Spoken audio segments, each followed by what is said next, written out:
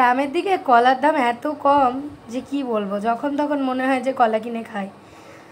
তো আজকে আমি না কলার একটা ভালো রেসিপি আপনাদের দেখাবো। আমার ভিডিওটা দেখালাম যে কলাগুলো কীরকম হয়ে গেছে। তো এরকম হয়ে গেলে আমরা অনেকেই ফেলে দিই কলাগুলো।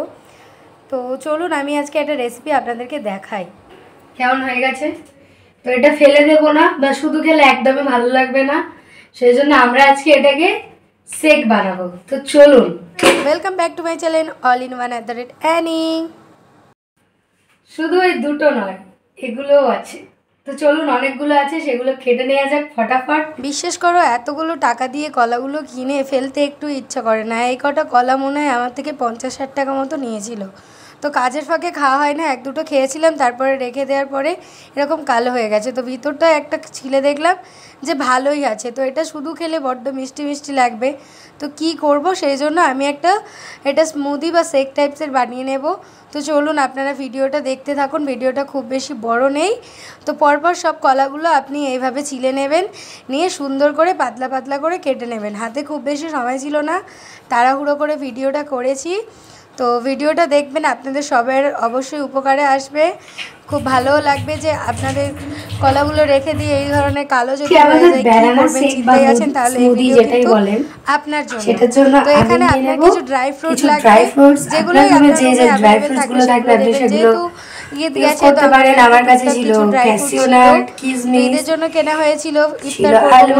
সেখানে আলমন্ড, কিশমিশ, কাজুগুলোকে ছোট ছোট করে আমি কেটে নেব। তারপরে আপনার শেষে লাগবে কিন্তু কেশর, এটা ফ্লেভার আর কালারের জন্য। এখানে আমার রুমে অ্যাভেলেবেল ছিল কাস্টার্ড পাউডার, আপনি এটাকে স্কিপ করতে পারেন, যদি থাকে এটা দিতে পারেন, খুব ভালো ফ্লেভার হবে, টেস্টও বাড়বে, থিকনেসটা আসবে।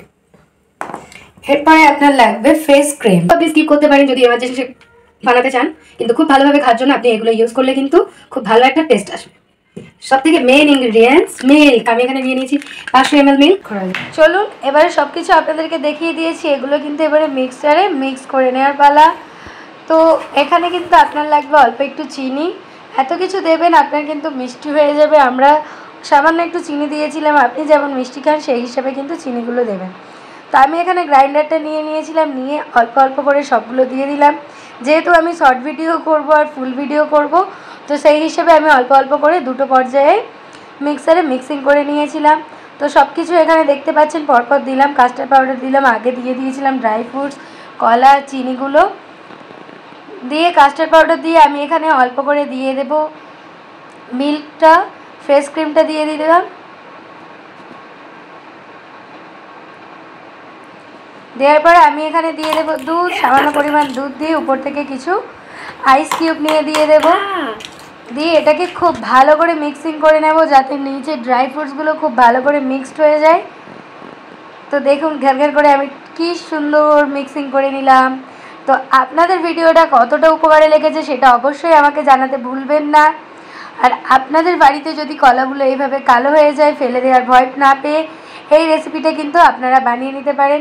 এখানে কিন্তু আমার শেক বা স্মুদি যেটাই বলেন রেডি হয়ে গেছে। এটা স্মুদি বলতে পারেন, এটা অনেকটা থিকনেস হয়ে গেছে। তো এখানে আমি গার্নিশিংয়ের জন্য অল্প একটু নিয়ে নিয়েছিলাম কলা, কুচি করে রেখে দিয়েছিলাম ড্রাই ফ্রুটস কিছু, সেগুলোই উপর থেকে গার্নিশিংয়ের জন্য ছড়িয়ে দিলাম। তো দেখুন কতটা সুন্দর লাগছে, আর খেতেও ভীষণ ভালো হয়েছিল। আর এতগুলো কলা যেহেতু অনেকটাই হয়েছিল, দুধ আমরা অল্প একটু রেখে দিয়েছিলাম, 500 দুধ অনেকটা বেশি হয়ে যাওয়ার জন্য ভেবেছিলাম, তো তাই ওটাকে তুলে রেখে দিয়েছিলাম। তো দেখুন উপরে একটু কেশর দিয়ে আমি গার্নিশিং করে নিলাম, আর পরে খেয়েও আপনাদের দেখিয়ে দেবো যে কতটা সুন্দর হয়েছে। এই ধরনের মজার মজার ভিডিও পেতে কিন্তু আমার চ্যানেলটাকে আপনাকে সাবস্ক্রাইব করে রাখতে হবে। আর আজকে ভিডিও কেমন লাগলো সেটা জানাতে একদমই ভুলবেন না। আর আপনাদের ওখানে কলার ডজন কত টাকা সেটা আমাকে জানাবেন। এখানে কিন্তু কলকাতাতে 12টা কলা 50 টাকা, আপনাদের ওখানে কত সেটা অবশ্যই জানান। সুস্থ থাকবেন, ভালো থাকবেন।